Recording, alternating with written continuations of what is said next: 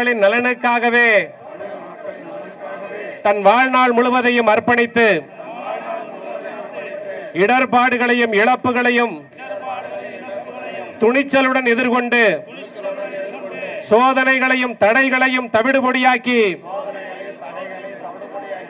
அரசியல் எதிரிகளுக்கும் துரோகிகளுக்கும் சிம்ம சொப்பனமாய் திகழ்ந்த நம் இதய தெய்வம் புரட்சி தலைவி அம்மா அவர்களின் உண்மை தொண்டர்களாக தாயின் புகழ் காக்கும் பிள்ளைகளாக எந்நாளும் பயணித்திட இந்நாளில் உறுதியேற்கிறோம். மக்கள் சக்தியை மட்டுமே துணை கொண்டு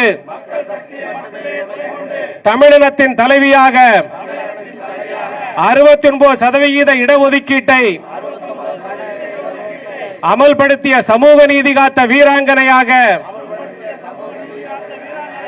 தமிழக விவசாயிகளின் பொன்னியின் செல்வியாக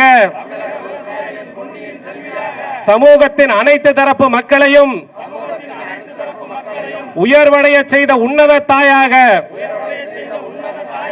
எண்ணற்ற திட்டங்களை செயல்படுத்திய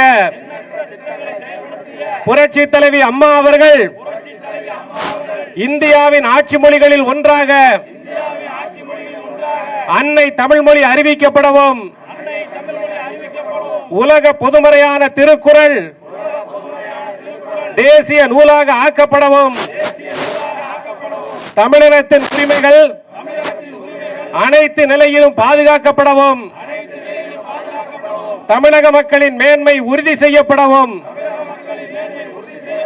இலங்கை தமிழர்களின் சுதந்திரமான வாழ்வுக்காகவும் நம் அம்மா அவர்கள்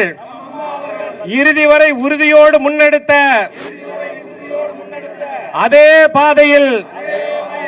நாமும் பயணிக்க இந்நாளில் உறுதியேற்போம்.